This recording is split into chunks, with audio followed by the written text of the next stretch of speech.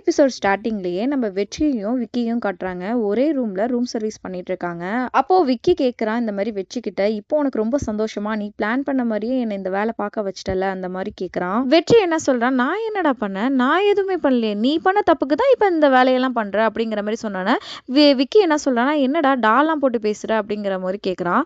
ஆமா, நீ என்ன டா போட்டு தானே பேசுன, நீ ஒன்னும் செஃப் இல்லையே உன்னை டா போட்டு பேசாம இருக்கிறதுக்கு, நீயும் ரூம் சர்வீஸ் தானே, நான் அப்படிதான்டா பேசுவேன் அப்படிங்கிற மாதிரி வெற்றியும் சொல்றான். இப்படி மாத்தி மாத்தி ரெண்டு பேரும் பயங்கரமா ஆர்கியூம் பண்ணிட்டு இருக்கும் போது கரெக்டா வந்து நம்ம உத்தமன் உள்ள வந்துடுறாரு. இப்படி சொல்லிட்டு வெற்றியை திட்டி அவனை அனுப்பி விட்டுட்டு அதுக்கப்புறம் அங்க இருக்கிற விக்கி கிட்ட சொல்றாரு, ஆல்ரெடி நீ பனிஷ்மெண்ட்ல இருக்கிறனால தான் நான் அமைதியா இருக்கேன், இல்லைன்னு வச்சுக்கவேன் கண்டிப்பா இன்னொரு டைம் இதே மாதிரி பண்ணனா நான் நெடுமாறன் சட்டை அகைன் கம்ப்ளைண்ட் பண்ற மாதிரி வரும் அப்படிங்கிற மாதிரி சொல்றாரு. விக்கியும் சாரி சொல்லிட்டு அங்க இருந்து கிளம்பிடுறான். எல்லாரும் வந்து கேண்டீன்ல உட்காந்துட்டு இருக்காங்க. அப்ப நம்ம செஃப் சிவா இருக்கார் இல்லையா, அவருக்கு பர்த்டே போல, அதனால எல்லாருக்கும் வந்து சாக்லேட் கொடுத்துட்டு இருக்காங்க. ஸோ நைட்டு வந்து பார்ட்டி வேற இருக்கு. ஸோ எல்லாருமே கண்டிப்பா வாங்க அப்படிங்கிற மாதிரி சொல்றாங்க. அப்போ வேணி மட்டும் என்னன்னா ரொம்ப டல்லா இருக்கா. அப்ப சொல்றான், இந்த மாதிரி வந்து விக்கியும் கண்டிப்பா கூப்பிடு சிவா அப்படின்னு சொன்னோன்னா, கண்டிப்பா நான் கூப்பிடுறேன், அவனுக்கு காஸ்ட்லி சாக்லேட் கொடுத்து கூட அவனை கூப்பிட்டு வந்துடுறேன் எப்படியாவது அப்படிங்கிற மாதிரி சொல்றான். இந்த பக்கம் பார்த்தா அந்த விக்கி பயலும் அந்த ரூம் சர்வீஸ் கேர்ள் இருக்கல ஸ்ரீநிதி, அவளும் வந்து பேசிக்கிட்டு வரும்போது சிவா வந்து பாக்குறான். பார்த்துட்டு சரி அவங்களுக்கு போய் சாக்லேட் கொடுக்கலான்னு போகும்போது கொஞ்சம் பொசசிவ் ஆகுறான். நீ உனக்கு பேசுறதுக்கு வேற ஆள் இல்லைன்னு சொன்னா நானே வந்திருப்பேனே அப்படிங்கிறது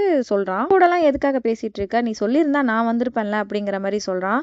இதை பார்க்குற வெக்கி வந்து பயங்கரமாக கடுப்பாகிறான். அதுக்கப்புறம் வந்து எனக்கு பர்த்டே அப்படின்னு சொல்லிட்டு சாக்லேட்லாம் கொடுக்குறான். ஸோ நைட் பார்ட்டி இருக்குது, கண்டிப்பாக நீங்கள் வரணும் அப்படிங்கிற மாதிரி சொன்னோன்னே யாரெல்லாம் வராங்க அப்படின்னு சொல்லிட்டு ஸ்ரீநிதி கேட்குறா. அதுக்கு ஐஷு, வேணி இந்த மாதிரி எல்லாருமே நான் இன்வைட் பண்ணியிருக்கேன், கண்டிப்பாக எல்லாரும் வருவாங்க அப்படின்னு சொன்னோன்னே நம்ம விக்கி பையன் என்ன சொல்கிறான்னா, நான்லாம் வர முடியாது அப்படிங்கிற மாதிரி சொல்கிறான். விக்கி என்ன சொல்கிறான்னா, ஆல்ரெடி வேலை பார்த்து எனக்கு எல்லாம் பெண்டு கலந்து இருக்கு, இதில் வந்து உனக்கு பர்த்டே பார்ட்டி கேட்குதா, அதெல்லாம் முடியாது, நான்லாம் வர முடியாது அப்படிங்கிற மாதிரி சொல்கிறான். இப்படி பர்த்டே பாயை திட்டினோன்னா ஸ்ரீநிதி எதுக்குடா இந்த மாதிரி திட்டுற, அவனுக்கு இன்னைக்கு பர்த்டேடா, சும்மா இருடா, நான் எப்படியாவது கூட்டு வந்துடுறேன் சிவா அப்படிங்கிற மாதிரி சொல்றா. அதுக்கப்புறம் வந்து ஸ்ரீநிதி வந்து விக்கி கிட்ட சொல்றா, இந்த மாதிரி எப்படியாவது நம்மளும் போகணும்டா, எனக்காக நீ வா, அவங்க எல்லாரும் அங்க வந்து சந்தோஷமா இருப்பாங்க, நம்மளும் அதே மாதிரி போய் சந்தோஷமா இருப்போம் அப்படிங்கிற மாதிரி கொஞ்சம் மைண்டெல்லாம் வந்து சேஞ்ச் பண்ணிட்டு, சரி ஓகே நான் உனக்காக மட்டும் நான் வரேன் அப்படிங்கிற மாதிரி சொன்னோன்னே ஸ்ரீநிதி ஃபேஸை காட்டுறாங்க, ரொம்ப சந்தோஷப்படுறா. நெக்ஸ்ட் அந்த பர்த்டே பார்ட்டியில காட்டுறாங்க, வேணி ஐஷு எல்லாருமே வந்து முன்னாடியே வந்துடுறாங்க. வந்தோடனே வேணி வந்து இன்னும் யாராச்சும் வரணுமான்னு விக்கியை தான் கேட்டுட்டு இருக்கா. பட் வந்து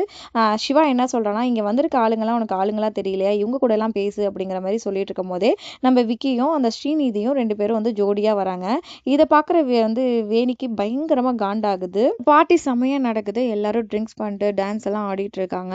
நம்ம வெற்றியும் வந்து பயங்கரமா டான்ஸ் ஆடுறான். அவனுக்கு ஏதோ வந்து இந்த சவுண்ட்லாம் கேட்டோன்னா தலைவலி வந்துருச்சு போல. ஸோ ஒரு ஓரமா போய் நின்றுடுறான். அதை பாக்குற ஐஷுவும் வந்து வெற்றியை கூப்பிடுறான், வந்து டான்ஸ் ஆடு அப்படிங்கிற மாதிரி. இல்ல எனக்கு ரொம்ப தலைவலிக்குது அப்படின்னு சொன்னோன்னே ஐசு போய் வெற்றி கிட்ட பேசலாம் அப்படின்னு சொல்லிட்டு போறா. ஏன் என்னாச்சு அப்படின்னு கேட்கும் போது, இல்லைங்க இதெல்லாம் வந்து ஃபர்ஸ்ட் டைம் நான் வந்து வரேன், ஸோ அதனால எனக்கு இந்த சவுண்டு இதெல்லாம் கேட்டோன்னா பயங்கரமா தலைவலிக்குது அப்படின்னு சொன்னோன்னே நம்ம ஐஷுவும் என்ன சொல்றா, ஆமாமா எனக்கும் வந்து அப்படிதான் இருக்கு, நானும் இந்த மாதிரிலாம் போனது கிடையாது, எனக்கும் ஒரு மாதிரி தான் இருக்கு, நம்ம வேணா வேற எங்கேயாவது போகலாமா அப்படின்னு சொல்லிட்டு வெற்றியை கூப்பிட்டுட்டு போறா.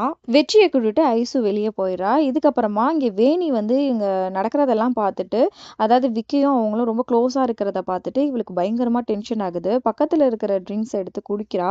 குடிச்சிட்டு என்ன பண்றன்னு தெரியாம பயங்கரமா அழுதுட்டு இருக்கா. அப்புறம் அங்க கட்டுறாங்க, அதாவது வெற்றியும் நம்ம ஐஸ்வர்யாவும் வெளியே போனாங்க இல்லையா, ஒரு பீச் ஓரமா உட்காந்துட்டு ரெண்டு பேரும் ரொம்ப ரொமான்ஸா பேசுற மாதிரி காட்டுறாங்க. பட் பெருசாலாம் ஒன்றும் கிடையாது.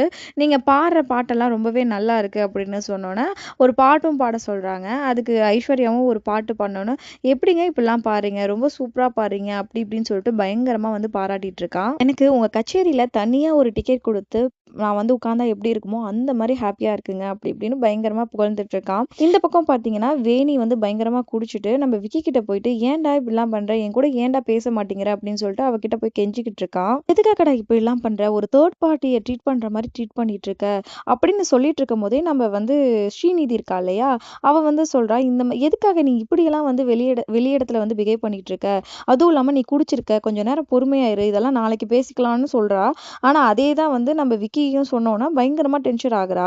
நீ என் ஆளுடா, நான் உன் கூட பேசும்போது இவளுக்கு என்னடா பிரச்சனை, இவ ஏன்டா இங்க உள்ள வரா அப்படிங்கிற மாதிரி சொல்லிட்டு, இவளை பார்த்தாலே எனக்கு பிடிக்கல, இவளை பார்த்தாலே சூனியக்காரி மாதிரி இருக்கா, இவளை ஃபர்ஸ்ட் வெளியில போக சொல்லு அப்படி இப்படின்னு சொல்லிட்டு பயங்கரமா கத்துனோன்னு இதை பார்த்துட்டு விக்கி என்ன சொல்றானா, இந்த பாரு எதனாலும் என்னை பத்தி மட்டும் பேசு, அவளை பத்தி பேசாத, அவளை பத்தி பேசினா உனக்கு அவ்வளவுதான் மரியாதை, அது மட்டும் இல்லாம நான் வந்து கஷ்டத்துல இருக்கும் போது அவ தான் என் கூட வந்து நின்னா, நீ இல்ல அப்படிங்கிற மாதிரி பயங்கரமா பிடிச்சி திட்டிட்டு இருக்கான். மட்டும் இல்லாம நீயும் உன் டீமும் தான் நான் இப்படி ஒரு நிலைமையில இருக்கிறதுக்கு காரணம் அப்படின்னு பயங்கரமா பிடிச்சி திட்டிட்டு இருக்கா. இதெல்லாம் பார்த்துட்டு இருந்த பாண்டி திடீர்னு சண்டை முத்துறதுக்குள்ள போய் வெற்றியையும் ஐசியும் கூட்டு வந்துடலாம்னு சொல்லிட்டு இந்த மாதிரி பயங்கரமா சண்டை போயிட்டு இருக்குடா வாங்க அப்படின்னு சொல்லிட்டு 2 பேரையும் கூப்பிட்டு போக கரெக்டா வெற்றி போகும்போது தான் வேணி இந்த சூனியக்காரின்னு சொன்னது நம்ம விக்கிக்கு வந்து இரிட்டேட் ஆகி உடனே அடிக்க போறான். அடிக்க போனோடனே வெற்றி வந்து தடுத்து பிடிச்சி இழுக்கும் போது கரெக்டா வந்து விக்கியோட சட்டையெல்லாம் வந்து கிழிஞ்சு போயிடுது. என்னடா நீ பொண்ணுங்க மேலேயே கை வைக்கிற அப்படின்னு சொல்லிட்டு வேணியை கொஞ்சம் பின்னாடி போக சொல்லிடுறான். இதெல்லாம் பார்த்துட்டு விக்கி சும்மா இருப்பானா, செம்மையா கோவப்படுறான்.